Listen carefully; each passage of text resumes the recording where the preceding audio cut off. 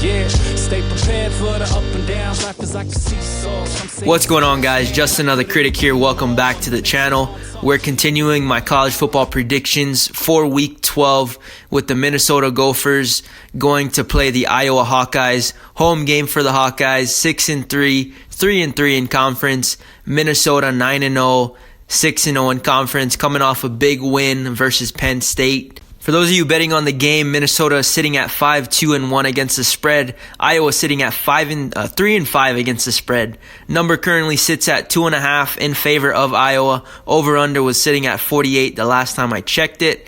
Quickly, let's jump into statistics, and then we can get into my own thoughts as well as my final score prediction. Right now, Minnesota averaging 37 points per game, allowing 20 points per game. Offense is averaging 237 through the air and 195 on the ground. Defense is allowing 185 through the air and 124 on the ground. Iowa, on the other hand, averaging 24 points per game, allowing 11 points per game. Offense is averaging 242 through the air and 139 on the ground. Defense is allowing 177 through the air and just 111 on the ground. Taking a look at Minnesota first, on offense, the thing that impressed me the most, especially in their matchup with Penn State, was their ability to dominate at the line of scrimmage. They were really able to do whatever they wanted offensively because they were able to run the ball so well. So in turn, obviously, when that happens, you've got to commit more guys into the box, which opens up more opportunities in the secondary for your wide receivers. And we saw that happen where Minnesota was able to make some big plays against this Penn State secondary, who was highly touted coming into this matchup. We saw that big play from Rashad Bateman. We saw Tyler Johnson make some big plays. There was big plays and explosive plays happening all over the field in both phases of their game, in the run as well as in the pass game. And all that boils down to their dominance at the line of scrimmage. And it's something that I talked about going into that matchup because their size advantage over the Penn State defensive front, that there's a possibility that they're going to be able to bully them at the point of attack. There was also a lot of good things to say about Tanner Morgan. He just pretty much took what the defense gave him, made the throws that needed to be made. He was accurate on time. Ball placement was on the money, and really they got a lot of production from him, as well as the running backs, Rodney Smith, Mohamed Ibrahim. And it was just an overall great performance from this offense, starting from the offensive line, leading back to the running backs, and of course into the pass game.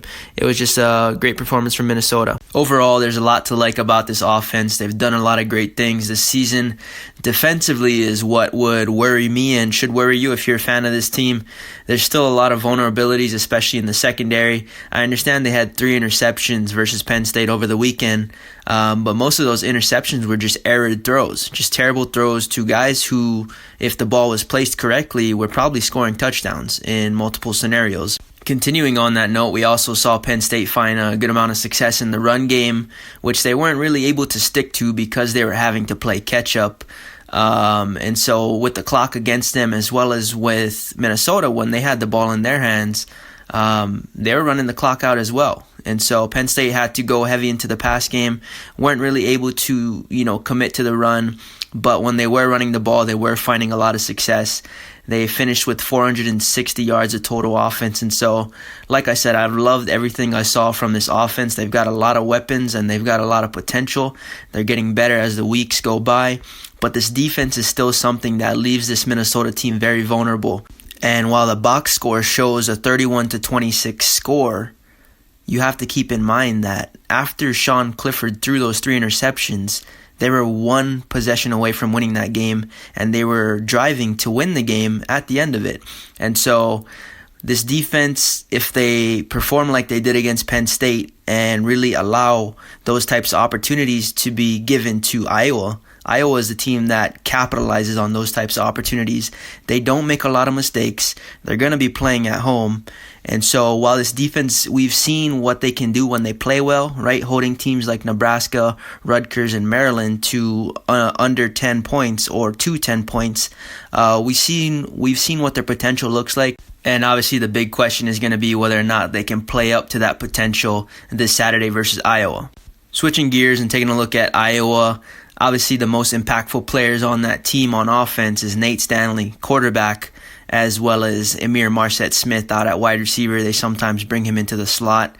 But Amir Smith, big time impactful player, very athletic, has deceiving speed in the backfield. They're, like I talked about earlier in the season, they're pretty much a running back by committee with Sargent as well as Torrin Young. But this team is really, they don't necessarily stick to one thing. They like to go into the spread. They like to line you up and run it straight at you. But they're a very, blue collar type team. They play very hard. They're very disciplined.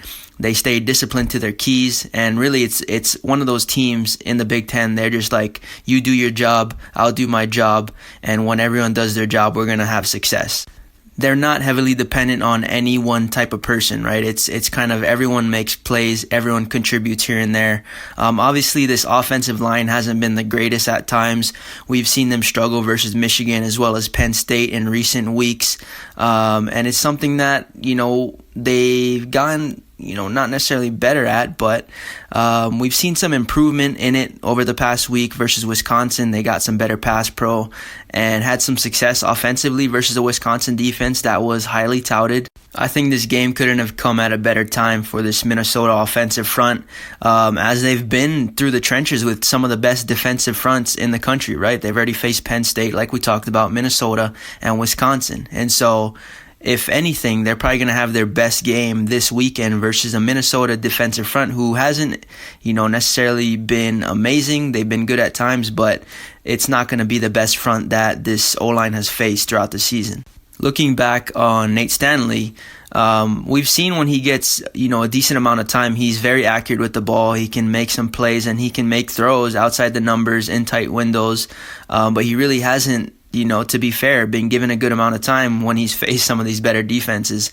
And so those opportunities, like I talked about, that Penn State weren't able to take advantage of because of Sean Clifford's inaccuracy, I think Nate Stanley is certainly a quarterback who has the ability to take advantage of those opportunities, and playing at home and being in his comfort zone, and with a decent amount of time in the pocket, I think he's certainly going to be able to have a good opportunity to make those plays.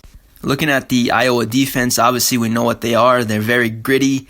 Again, just a blue-collar team, a team that, gives each person an assignment, and it's a team defense. You do your job, I'll do my job. If you've been watching them this season, they've had some phenomenal performances from this defense, holding Michigan to 10 points, Penn State to 17 points, Northwestern to 0 points, and Wisconsin to just 24 points.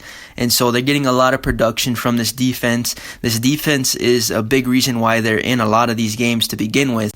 Overall, this defense has been phenomenal, mostly in the secondary. They've got a decent amount from the pass rush against certain particular teams. It hasn't been consistent enough to really say that's something you're going to get on a week-to-week basis.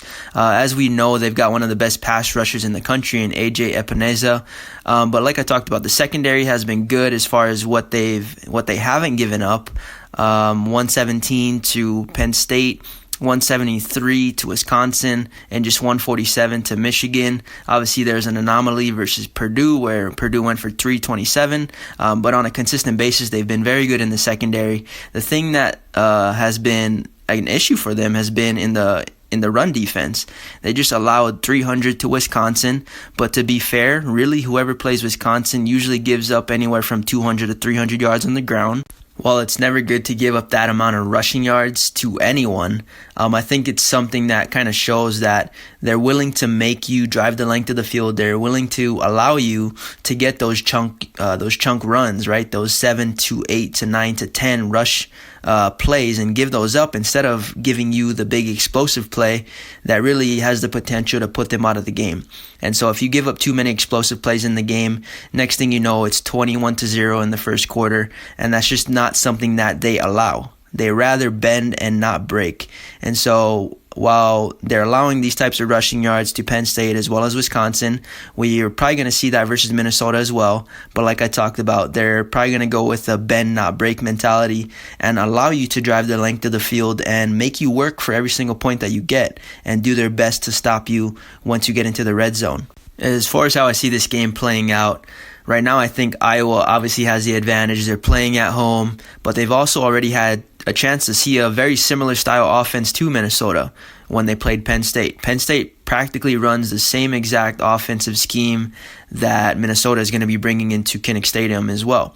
And so through that, they have experience. They're going to have an advantage there. Minnesota, on the other hand, coming off a Super Bowl type win against Penn State at home, I expect Iowa to play very conservative in the secondary. I think they're going to allow Minnesota to have everything underneath as far as the pass game goes. And I think they're only going to play with 4 up front. And they're going to allow them and force them to run the ball and give them everything short, right? They're going to give them those 5-yard runs, those 6-yard runs, and make Tanner Morgan throw those passes underneath. They're just not going to allow the explosive play, and everything's going to come down to the red zone defense for Iowa. On offense, I think Iowa is going to find a good amount of success versus Minnesota. As I talked about, there's a lot of holes to be capitalized on in this Minnesota defense. We saw that in the secondary when Penn State played against Minnesota. Minnesota was at home. And even after, like I talked about, even after Sean Clifford threw 3 interceptions, they were still in a position to win that game. I just don't see Nate Stanley making those types of mistakes and putting that team in a position to go down by that much. I don't see them having to play catch up, so they're going to be able to play their game. I believe Iowa's success in the pass game is going to open up avenues for them to find success in the run game. Overall, I think this is going to be a close game. I think this is going to be a good game. Iowa just knows how to pull the upset, especially at home in November. It's just what they do. It's what their stadium is known for. I just love this Iowa team, hardworking Big Ten. This team practically epitomizes Big Ten football. And they just give everyone their assignment. You do your job, and we'll come out on top. And so for those reasons, I think Iowa wins at home in a close one by a field goal, last-second field goal, 34-31. Once again, I have Iowa winning at home, pulling the upset over Minnesota, 34-31 in a very close game. With that being said, I appreciate you guys for listening. Thanks for following the channel. Thanks for supporting. Like, comment, subscribe. All that being said, you guys have a great rest of your day, evening, or night. This is Justin, the Critic, signing off. Peace. Yeah, stay prepared for the up and downs. Life is like a